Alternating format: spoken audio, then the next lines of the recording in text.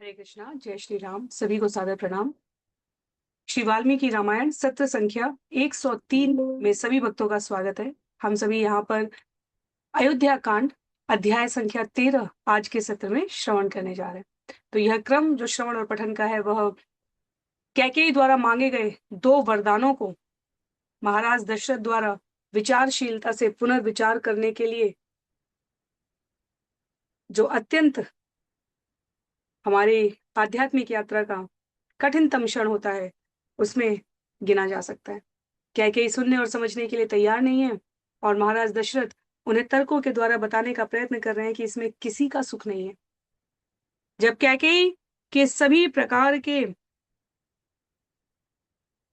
विचारपूर्ण दिए गए तर्कों के प्रत्युत्तर में महाराज दशरथ ने देख लिया कि हठीली स्त्री के रूप में वह इस समय किसी भी सुखमय शुभता पूर्वक कार्य को और विचार को स्वीकारने के लिए मानसिक रूप से अपने आप को संबद्ध नहीं कर पा रही है महाराज दशरथ से। महाराज दशरथ की चेतना लगभग मूर्छित अचेत जैसी हो गई।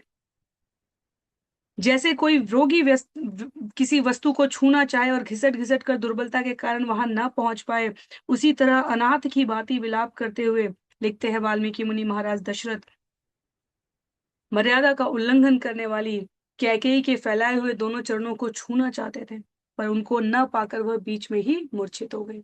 तो अध्याय संख्या 13 में करीब 25 से अधिक छंद हैं। महाराज दशरथ के शोक और मानसिक यंत्रणा का उल्लेख है यहाँ पर। जैसा कि क्रम है, हम लोग मंगलाचरण के 2 श्लोकों को श्रवण करने के उपरांत अध्याय संख्या 13 के एक श्लोक को श्रवण पठन करते हुए आज के सत्र में आगे बढ़ेंगे। ओम अज्ञानतिमिरान्धस्य ज्ञानाञ्जनशलाकया चक्षुन्मीलितं येन तस्मै श्री गुरुवे नमः। जय श्री कृष्ण चैतन्य प्रभु नित्यानंद श्री अद्वैत गदाधर श्रीवासादि गौर भक्तवृंद। हरे कृष्ण कृष्ण कृष्ण हरे हरे, हरे राम राम राम हरे हरे, हरे कृष्ण कृष्ण कृष्ण हरे हरे, हरे राम राम राम हरे हरे। तो आरंभ करते हैं अध्याय संख्या 13 अयोध्या कांड, जहां महाराज दशरथ के मानसिक यंत्रणा का वाल्मीकि जी के शब्दों में अत्यंत ही सार्थक प्रस्तुतिकरण है। श्लोक संख्या 1 में कहते हैं,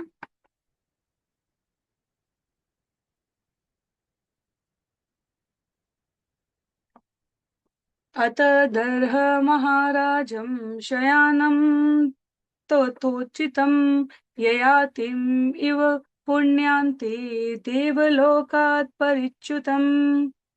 लिखते हैं यहाँ पर, महाराज दशरथ ने जो उस समय अयोग्य और अनुचित अवस्था में पृथ्वी पर पड़े हुए थे, पुण्य समाप्त हो गए, देवलोक से भ्रष्ट राजा ययाति के समान जान पड़ रहे थे। अनर्थ रूपा असिद्धार्था यभीता भयदर्शिनी पुनराकारयामास तमेव वरमंगना।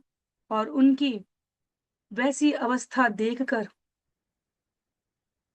अनर्थ की साक्षात मूर्ति बनी हुई कैकेयी, जिनका प्रयोजन अभी तक सिद्ध नहीं हो पाया था, जो लोक अपवाद का भय छोड़ चुकी थी और श्री राम से भरत के लिए भय देखती थी, वह उसी अवस्था में जहां महाराज अयोग्य और अनुचित होकर पड़े थे, राजा को संबोधित करते हुए बोली, त्वं कत्तसे महाराज सत्यवादी दृढ़व्रत मम चेमं वरम कस्माद् द्विधारयितुमिच्छसि।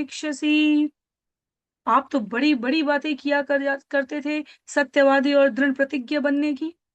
अपना इतना बखान करने वाले आप, अब जब वर देने का समय आया तो आप आनाकानी कर रहे हैं।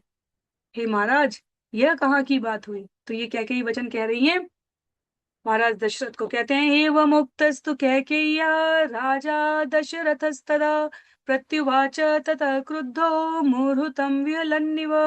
कैकेयी के ऐसे वचनों को सुनकर महाराज दशरथ, जो मुहूर्त भर से विकल पड़े हुए थे, अत्यंत आकुल अवस्था में थे, कुपित होते हुए कैकेयी को उत्तर देने लगे। क्या कहने लगे?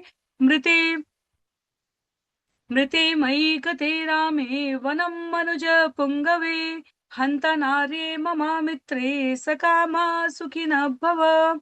हे पापिन, ओ नीच, तू निश्चित रूप से मेरी शत्रु है। नरश्रेष्ठ श्री राम के वन जाने के बाद मेरी मृत्यु निश्चित है, और जब मेरी मृत्यु हो जाएगी तब तुम सफल मनोरथ होकर सुख से अपनी समस्त मनोकामनाओं की प्राप्ति कर लेना। स्वर्गे अपि खलु रामस्य कुशलं दैवतैरहं प्रत्यादेशादभिहितं धारयिष्ये कथं बत। हाय, जब स्वर्ग में के देवता भी मुझसे श्री राम का कुशल समाचार पूछ रहे होंगे तो मैं उस समय क्या उत्तर दूंगा? यदि कहूं कि उन्हें वन में भेज दिया तो वे देवता भी मुझे धिक्कार रहे होंगे। वह मैं कैसे सहन करूंगा? यह मेरे लिए सोच सोच कर अत्यंत अपमान की निंदनीय वार्ता हो जा रही है। कैकेय्या प्रिय कामेन रामः प्रव्राजितो मया यदि सत्यं ब्रवीम्येत तत्तत् सत्यं भविष्यति। यदि मैं कैकेयी का प्रिय करने की इच्छा से उसके द्वारा मांगे गए वरदान के अनुसार श्री राम को वन में भेजने की बात कहूंगा तो यह कैसे सत्य हो सकती है? इसका अर्थ तो यह होगा, देवता कहेंगे कि मेरी पहली बात असत्य हो गई जिसमें मैंने राम को राज्य का देने का आश्वासन दिया था। तो मैं यदि तुम्हारी बात मानूंगा तो मेरी पूर्ववर्ती बात सत्य हो जाएगी, और तुम्हारी बात मानने में मैं सबका हित कर दूंगा, पर तुम्हारी बात नहीं मानने के कारण तुम मुझे कुल वंश का वास्ता देकर जो निम्नता अनुभव करा रही हो वो भी मेरे लिए असहनीय है। अपुत्रेण मया पुत्र श्रमेण महता महान रामो लब्धो महाबाहु स कथम त्यज्यते मया। मैं पहले पुत्रहीन था, फिर महान परिश्रम करके बड़े कष्टों से तेजस्वी महातेजस्वी महापुरुष श्री राम को पुत्र रूप में प्राप्त किया, और अब हम उसका त्याग कर दें? शूरश्च कृत विद्यश्च जित क्रोध क्षमा पर कथम कमल पत्राक्षो मया रामो विभास्यते।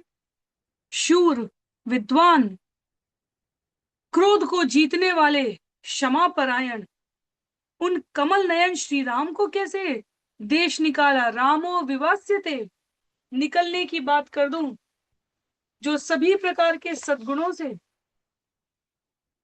आप्लावित है।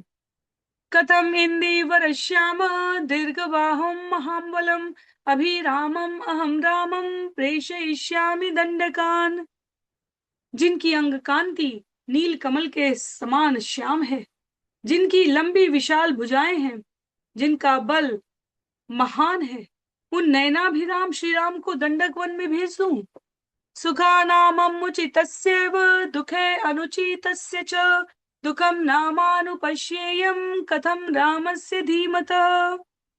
जो श्री रामचंद्र सदा सर्वदा सुखों के, सभी प्रकार के सुखों के भोगने के योग्य हैं, जिनके जीवन में कदापि दुख नहीं होना चाहिए, उन बुद्धिमान श्री रामचंद्र को हम वन में भेजकर दुख उठाते हुए कैसे देख सकते हैं?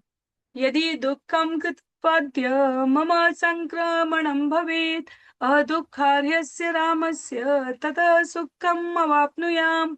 इस प्रकार दुख सहने के सर्वथा अयोग्य श्री राम को वनवास का दुख दिए बिना यदि मैं इस संसार से चला जाऊं, मेरी मृत्यु हो जाए, तो संभव है कि मुझे अत्यधिक सुख प्राप्त होगा।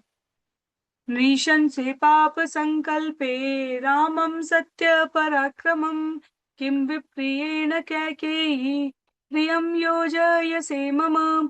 हे निर्दयिनी कैकेयी, हे पापिनी कैकेयी, तुझे क्या प्राप्त होगा? सत्य पराक्रमी श्री राम को मेरा विछोह, मुझसे राम का विछोह क्यों करा रही है? तेरी भी अपकीर्ति, कहते यहाँ पे अकीर्ति अतुलालोके ध्रुव परिभवश्च में तथा विलपतस्तस्य परिभ्रमित चेतस। हमारी इस जगत में बड़ी निंदा होगी, बड़ी अपयश की स्थिति आ जाएगी।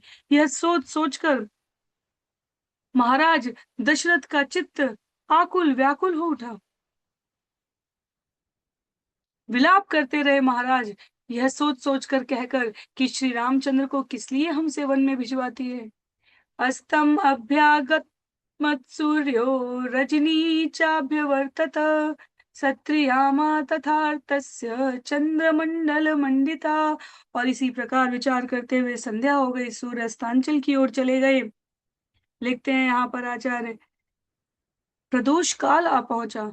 रात की चांदनी को देखकर महाराज विचार करने लगे। राज्ञो विलपतस्तस्य न व्यभासत सर्वरी तथैवोष्णं विनिश्वस्य वृद्धो दशरथो नृप।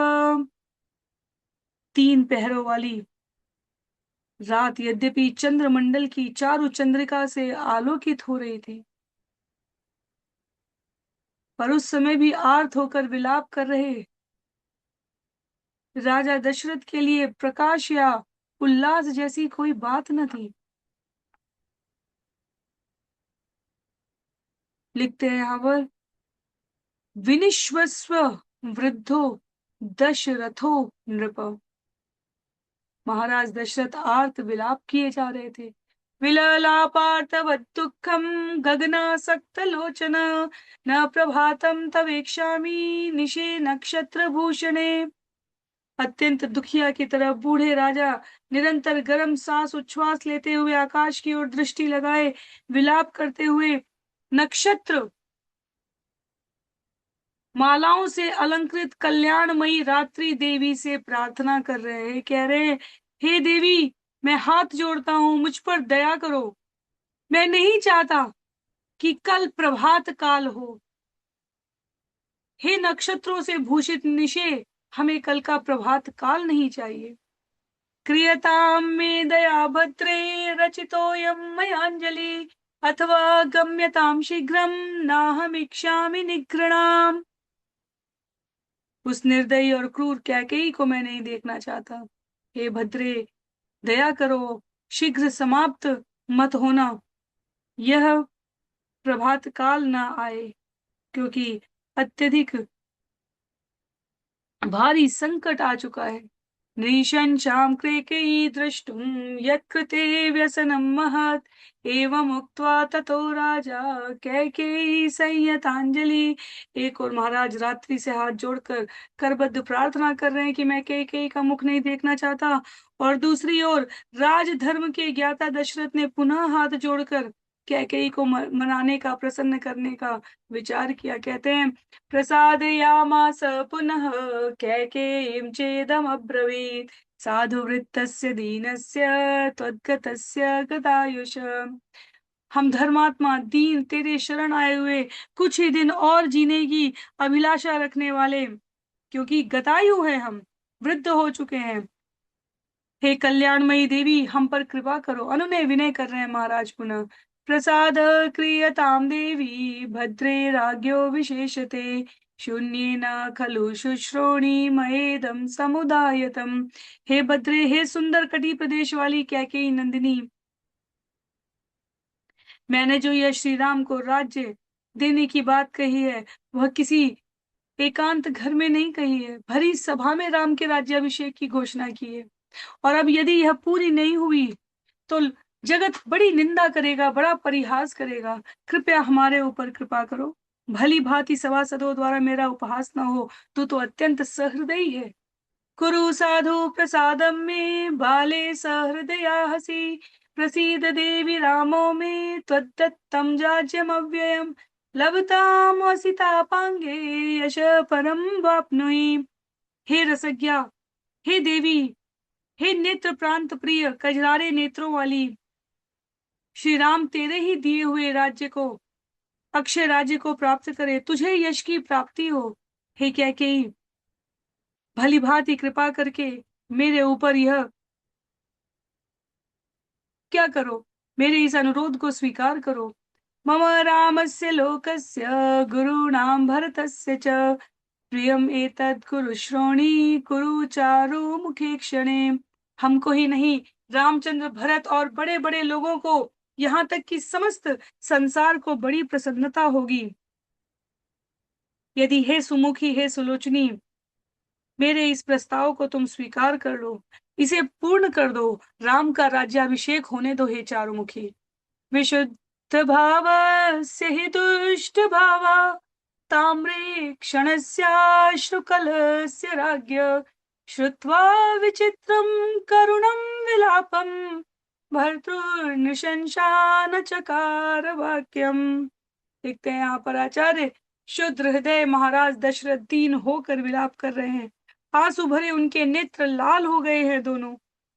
इस दीन भाव से विचित्र करुणाजनक विलाप करते हुए मन में दूषित विचार रखने वाली निष्ठुर कैकेयी से अनुरोध कर रहे हैं, पर उसने उस विलाप पर कोई ध्यान नहीं दिया। इतनी अनुनय विनय के बाद भी उसने कोई उत्तर नहीं दिया, कोई पालन नहीं किया।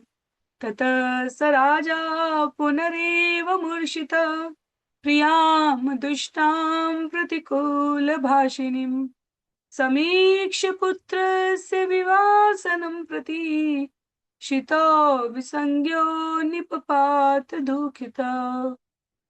देखते हैं छंद संख्या 25 में, महाराज कैकेयी को अप्रसन्न देखकर, उसकी ऊट पटांग प्रतिकूल बातों को जो वह मुंह से निकालती रही उसे सुनकर, श्री रामचंद्र के वन गमन को निश्चय जानकर दुख के मारे पुनः अचेत हो गए, मूर्छित हो गए और सुध बुध खोकर पृथ्वी पर गिर पड़े।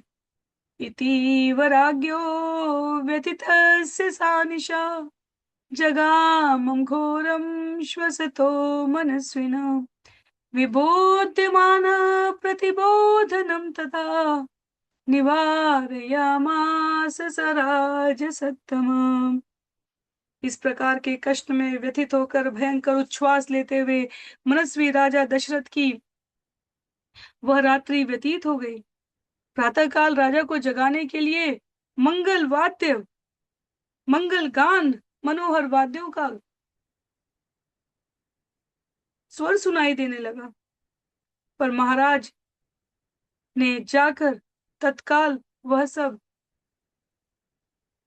बंद करने का आदेश दे दिया।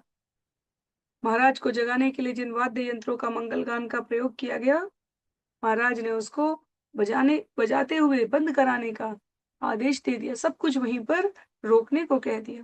तो इस प्रकार से यह अध्याय यहाँ पर समाप्त हो रहा है, अध्याय संख्या 14। अगले सत्र में हम सभी श्रवण करेंगे। लंबा अध्याय है, करीब 65 से अधिक छंद है उसमें। भगवत अनुकंपा से श्री प्रभुपाद के मार्गदर्शन में श्री वाल्मीकि रामायण से हम सभी अगले सत्र में अध्याय संख्या 14 श्रवण करने का प्रयत्न करेंगे। सभी को बहुत बहुत आभार। श्री वाल्मीकि रामायण की जय, श्री प्रभुपाद की जय, श्री गुरुदेव की जय, अनंत कोटि वैष्णव वृंद की जय, नामाचार्य श्री हरिदास ठाकुर की जय। हरे कृष्णा, जय श्री राम।